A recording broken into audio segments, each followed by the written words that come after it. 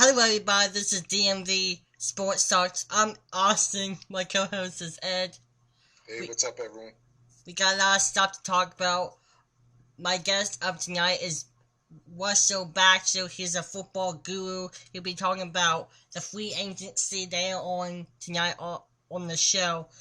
The first topic we're going to talk about is NBA. I gotta get this off my chest. Breaking news: Sacramento Kings announced agreed in principle of hiring George Karl as their head coach. He'll coach them after the All-Star break. What do you think on that? George Karl's probably the second best coach not coaching in the NBA right now. The first one being Phil Jackson. That's so I think was surprised actually that it was not Orlando. I thought Orlando was going to scoop him up, but not surprised. I like George Karl. I think he's a very good coach. Okay. Um, what do you think about the NHL? I think it stands for the National Hockey League. I told you before, I'm a hockey nut, man. I love hockey. I'm a huge Washington Capitals fan. Um, of course, I follow the Capitals very heavily. The NHL season this year has actually been very exciting. If you're not a hockey fan, you have some interesting races coming up. Of course, we're post All Star break now, which means we're beyond the midway point of the season, and some very very tight playoff races and playoff chases. Uh, just watch a great game tonight. Flyers blow the lead to Blue Jackets, and the Blue Jackets win in overtime. I was watching that for a little while before we started the show. I I think it's an interesting. Being a Capitals fan, Caps are tomorrow night. They're in their second game of a West Coast trip, having already beat the Anaheim Ducks in overtime on Wednesday. They play the LA Kings tomorrow at 10 Eastern. So I think this little trip that they're on a 4-game road trip. They got to play 3 out west and then come back and play in Philadelphia. And I think once this 4 games are up, I think if they can take at least 5 points, if not 6 points, out of this 4-game trip, it's going to tell us a lot about this team. But I think our home team's in position to do some good things this year. Um, before I can talk about the golf. Tiger Woods decided to take time off until he's ready. Let me tell you about Tiger Woods. I'm a big Tiger Woods fan. I highly doubt his real rank is going to go back to number one in the world ranking in golf. I'm getting kind of ticked off that he ain't doing what he's supposed to do, playing golf and kicking ass. What do you think on it? I think Tiger Woods finished. I think we've seen the best golf that we're ever going to see from Tiger Woods, and now he's just a mere model of what he used to be. I, I think there's more that meets the eye behind the rapid decline in his career. I think there's some underlying things that it goes beyond his marital infidelities and his family and home issues. Um, I think you know I just think there's more that meets the eye there. I don't understand how you go from being the dominant top player in the world, maybe the most dominant we've ever seen, and you have some injuries, which are understandable. All athletes have injuries, but to not even be able to remotely return to um, to resemble anything like Tiger Woods of the past. I mean, I just don't get it. It's like a 180. You know what I mean? Yeah. And I understand aging and diminished skills and stuff like that, but I don't understand. I don't get this. I mean, he went from being the number one golfer in the world to I mean, golly, man, he broke 80 yet? Yeah. I mean, this year, what he shot 82 and he shot 80 and he quit. Uh huh. So yeah, it's a shame because certainly was fun for a good 12 years or so. Um, that cat was unbelievable, man. Yep. What do you think about the Major League Baseball season? Well, I think that pitchers and catchers report in what, like 4 days, something like that. 1 week. This following week, spring training is upon us, and that makes me happy. Um, I love my Orioles. Follow the Nationals as well. Uh, you know, man, there's been a lot of free agents moving around. Big game James Shields just signs this week with the San Diego Padres, and they already had a decent team, and this quietly makes San Diego a real contender in the National League. But I still say, with in the National League, in my opinion, I think I think the Nationals are the team to beat preseason wise. I think they're the team to beat in the National League. And in the American League, it's going to be interesting. I think it's going to be a good battle again in the American League. Could never count out the Yankees, unfortunately, and I'm not a Yankee fan by any stretch of the means. Um, I think the Toronto Blue Jays, they've got a very good team, and but if I'm going to pick a team in the American League, and I love my Baltimore Orioles, but it's hard not to say, it's hard not to say the Detroit Tigers, and they've lost pitching, but it's hard. They've gained some too, and it's hard not to say that they're going to come back and have another big year. And I think the Tigers could potentially represent the American League in the World Series. So here we are, pitchers and catchers report this week and next week, and I am going to pick a Nationals and Detroit Tigers World Series. Okay. Before I start with the Redskins updates, NASCAR season is upon us. The first big race of the season is the Daytona 500. They will have qualifying on Sunday on Fox soon. I can't wait to watch that. Even though this will be Jeff Gordon's last season as a NASCAR driver. What do you think on that? Well, I don't follow NASCAR too awful much. I used to watch it. I used to watch a decent amount. A few years ago, back when Rusty Wallace used to drive the Miller Genuine Draft car, and I went to a few races and really enjoyed it. But I really, it's interesting that a lot of your driver, like Mark Martin, he stepped back and he still drives, but he doesn't drive the full season. And now Jeff Gordon is announcing that he's going to do the same thing. And some of these guys, they've stayed in before. You've seen drivers stay in into their 60s. And I think, what he's doing is he's taking a step back for his sport, and he's letting some of these younger guys come in and get some more experience. And oh, shoot, Austin, there's a lot of NASCAR guys that I'm not even familiar with anymore because I don't follow it as closely as you do, obviously. But what are your prospects for this upcoming NASCAR season? I think the two main drivers keeping in my eye on is Jimmie Johnson, Kevin Harvick, and the rookies are coming up in the 2015 season.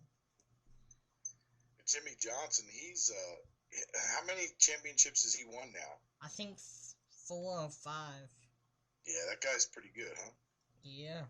But even when he doesn't win, he's right up there in the top constantly. Wasn't he right? What he finish second or third last year? Yeah, I think. Yeah, I mean, it guy's pretty good. He's got a really good team behind him. And shoot, man, that's always a big help. But if I'm going to ever get into NASCAR, I I used to like Tony Stewart, back a few years ago because just his edgy attitude, and I kind of like that.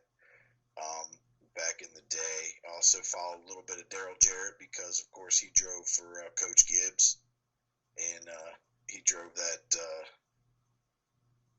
Interstate Batteries car for a little while. So, if I ever got deep into NASCAR and really started following everything, I would have to stick with Joe Gibbs Racing, just because it's Coach Gibbs, Yeah.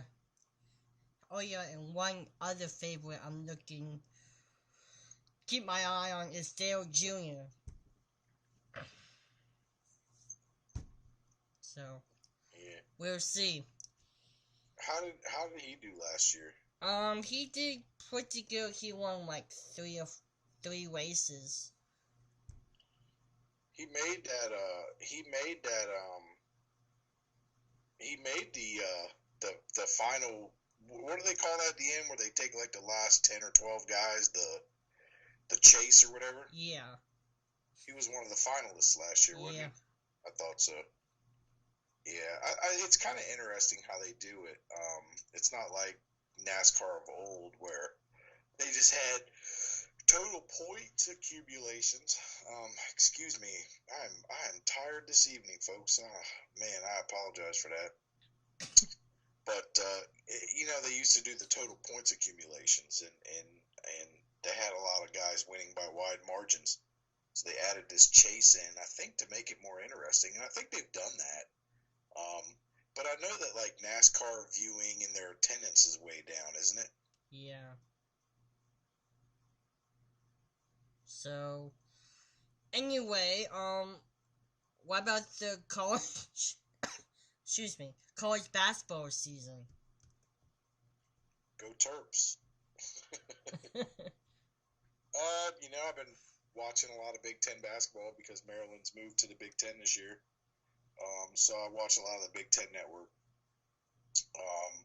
There's some really solid teams. I think the Big Ten potentially has 6 tournament teams. Maybe 7 teams from the Big Ten could make the NCAA tournament. Kentucky is the best team in the country. They've shown it.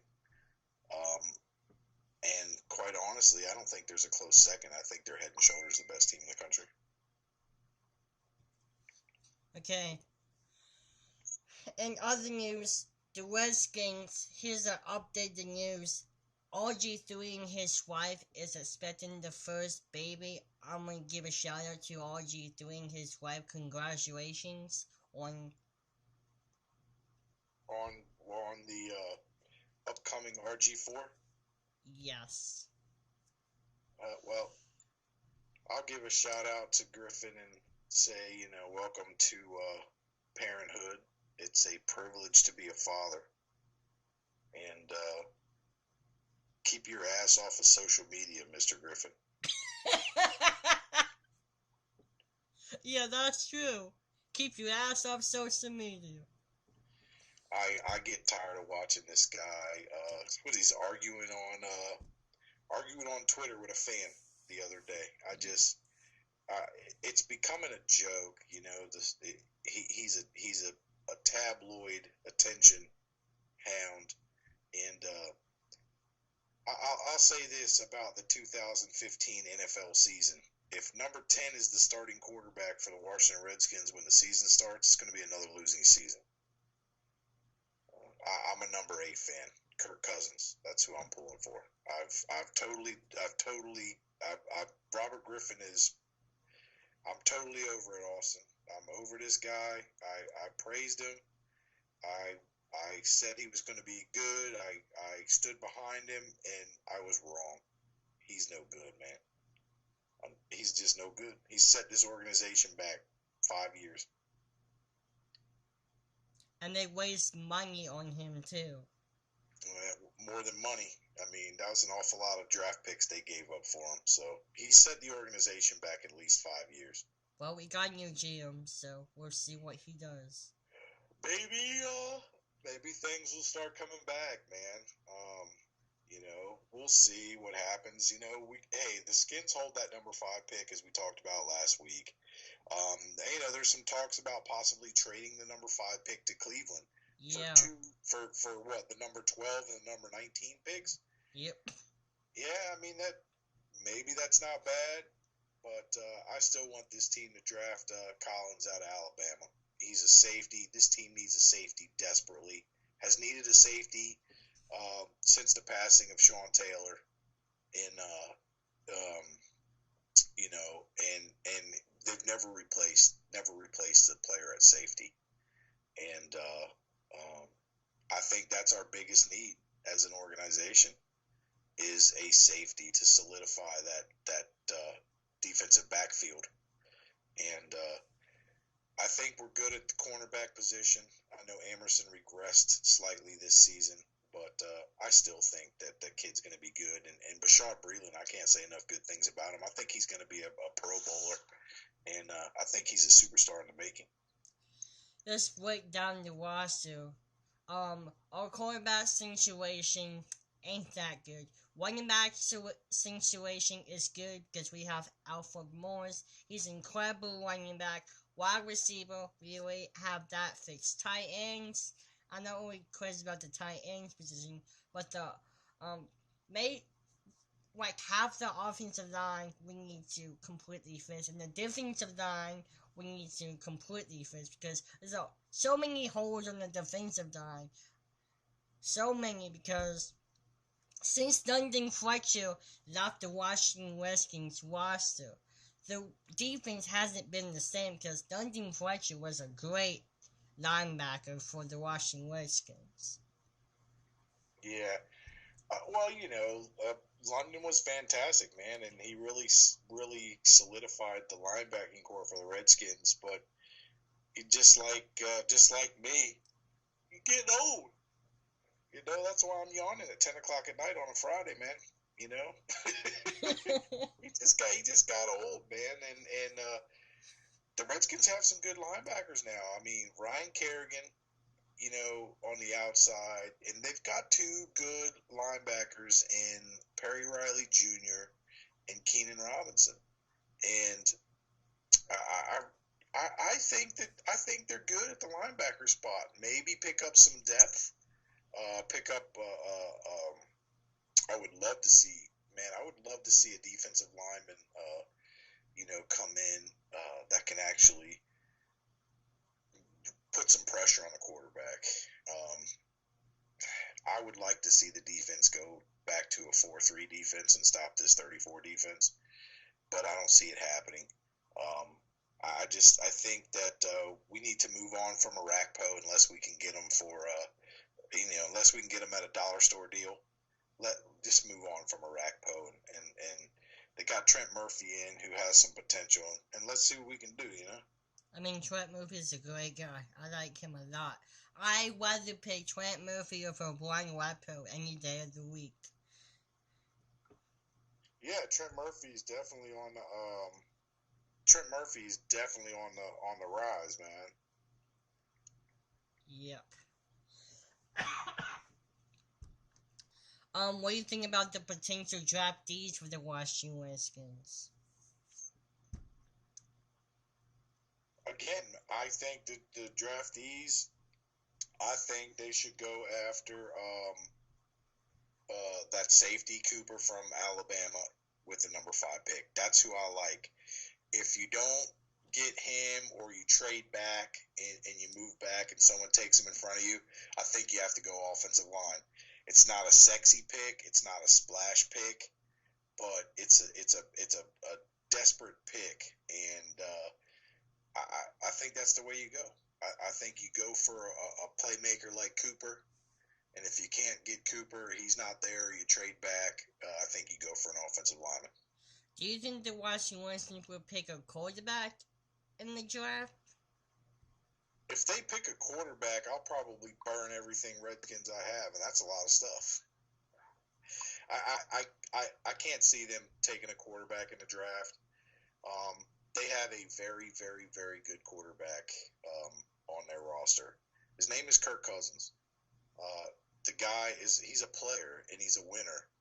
Um, you know, again, if you put Kirk's stats up next to most of the great quarterbacks of the last 25 years, um, for their first 8 or 9 starts of their career, their stats are very similar.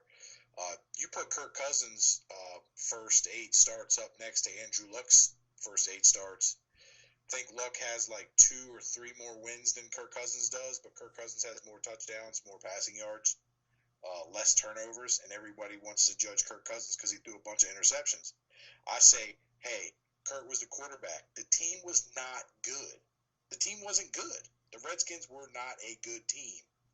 And Kirk Cousins was pressing, trying to make plays for his team, and he threw interceptions. Did he make bad plays? Yes.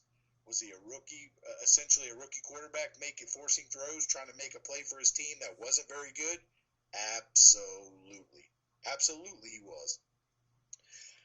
Another thing you can say, you look at Cousins' play versus Robert Griffin's play. Kirk Cousins took fewer sacks, and Robert Griffin's supposed to be the running quarterback.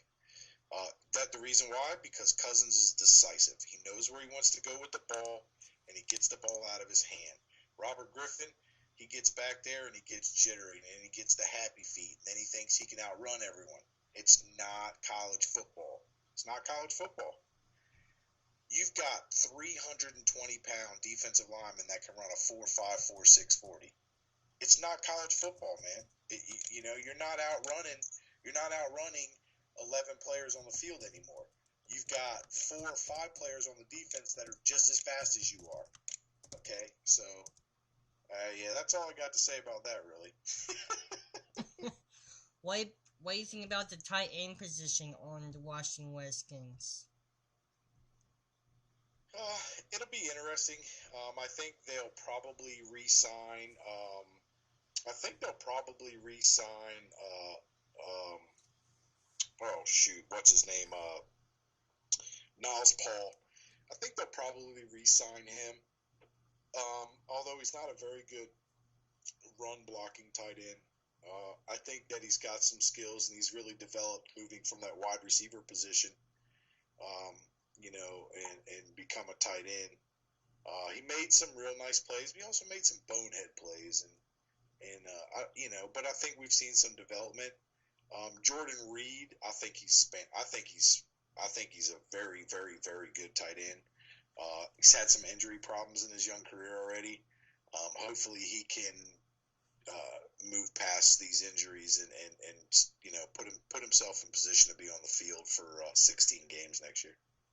What do you think about the running back position? I mean, do you think Alfred Morris will going to have a great year like he did last year, or the same?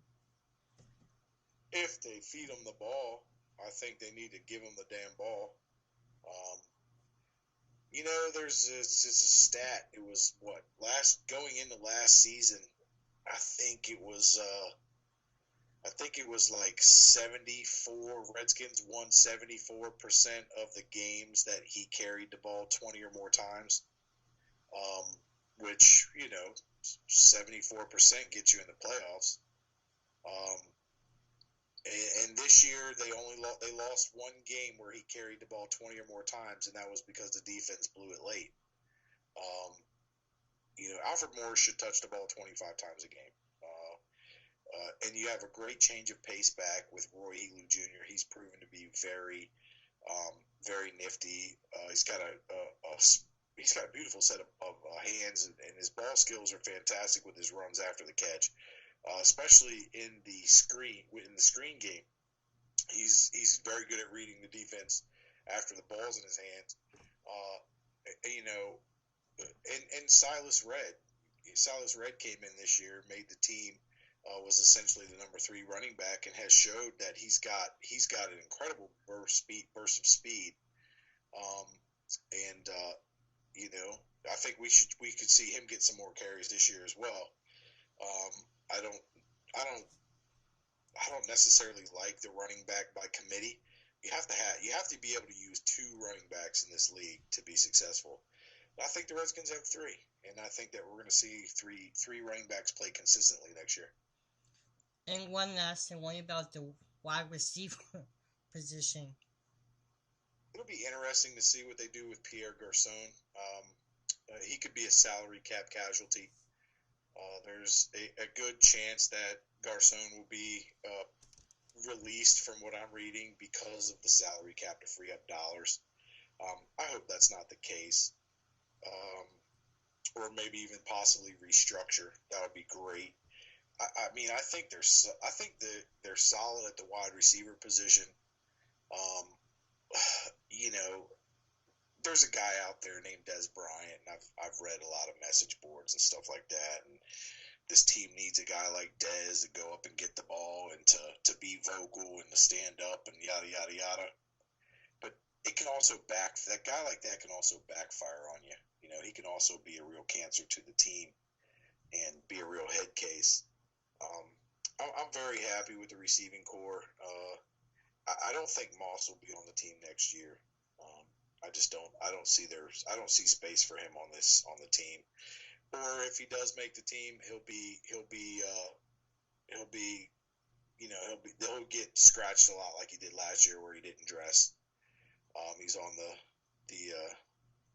he's on the roster, but he didn't make the 52-man roster. Um, it'll be interesting to see where they go with Santana Moss. I like his enthusiasm, and I like the way that he gets after it for an old guy, so to speak. But I just think he'll be a casualty. I'd like to see Leonard Hankerson, step up more and be that taller receiver that can go up and get the ball, especially in the goal line situation where you can throw a fade or a jump ball in the corner. But I mean, as far as the skilled positions go, the run, like we were talking about, the running back and the wide receivers and the quarterbacks on the offense, I think they're good. I just really think that one on the defensive side, they need a safety to solidify that defensive backfield. Need to bring in another corner via free agency, another cover guy, and they need to be able to put more pressure on the quarterback. So whether you bring in somebody that's going to rush up the middle, or you bring in another outside linebacker that's going to rush off the corner, off the edge. I mean, and offensively, you need an offensive line. I mean, you can keep one guy from last year's offensive line, and the rest of them you can put them out to pasture. They were terrible. I mean, you can't tell me that there were no better offensive linemen that weren't playing the game of football, that played 4 years of college at Iowa or 4 years at Wisconsin, that were sitting down on their couches somewhere watching the Redskins going, these guys are terrible, give me an opportunity. Because after about the third or fourth game, I would have been shopping around for anybody, man. I would have been, hey, this dude played 4 years of football at Southwest Nowhere State, and he's stocking groceries at the Safeway. Man, you can bet my ass would have been right there talking to that cat and bringing him in for a workout, because what they had was absolutely pathetic. Okay, do super scans of my guest. He cannot make to the show. Watcher Bastard cannot be on the show tonight. So in replacement of him, I'm going to talk about his topic, and that is free agency. There's a lot of free agencies. Free agents going into the 2015 season. Teams to look at. What do you think about the free agents going into the 2015 season? Well, again, you can't really look at we can't look at free agency until this upcoming week. This week is when teams can designate a franchise tag on a player. And then the real fun begins. What is it? March. It's the second week of March, I believe, is when free agency opens up. Isn't that right? Yeah. Yeah. Yeah, I mean it's I think it's the second week of March when free agency opens up, and that'll be great. I think it's going to be interesting, man. It's going to be interesting to see what the Cowboys do because they've got two marquee guys. They've got two monster free agents, and being Des Bryant and DeMarco Murray. So it'll be very interesting to see what happens there. I have a feeling that one of them will likely get the franchise tag, and they'll potentially sign the other one. I know Jerry Jones has said that he wants to sign both of them. He has every intention of signing both of them. So they're going to have to get Romo or somebody. They're going to have to restructure some contracts and do some things to work that out. Again, it'll be interesting, man. It'll be interesting, man. You got another free agent, huge. Think about this. You have two guys out there, Adrian Peterson and Ray Rice. I mean, two more top flight running backs that are just sitting out there. Granted, Rice and Peterson both sat out the entire year last year for their indiscretions off the field. Both of them are eligible to return to the National Football League. Both of them are unrestricted free agents, eligible to sign anywhere. Both of them will make a monster impact on a team or organization. So I mean, it's a big free agent year, and offensively on the offensive side of the ball. Any last words? Last words, last requests. Oh, nothing, man. I really don't want to offer up anymore. I keep beating the Redskins horse. The team drives me crazy. It's the team that I love to hate. I've been referring to them as the tabloid team. They're always winning in the off season, right? Yep. Man, hey, it's fun. Another good Friday night hanging out with my buddy Austin, talking about some sports. So I appreciate your time, and I appreciate you putting this together for us, Austin. Cheap plug for my company, DMV Sports. It's dmv-sports.com. Check us out on the web. Like us on Facebook. dmv-sports.com. And other news, please check us out on Facebook, on our Facebook page, DMV Sports Talk, and check us out on Mixcloud on our podcast videos, and check us out on our YouTube channel, DMV Sports Talk. DMV Sports Talk's where it's at. There's a link to our YouTube channel on my website, and we'll have all the Facebook pages all linked up and everything this week, guys. It's all work in progress. We appreciate everyone that checks us out. Austin, I appreciate you, my friend. And here's to another great week. It's been a privilege to have this podcast show up and running. There's a lot of good stuff coming in the near future to this podcast, so game on, and that's a wrap.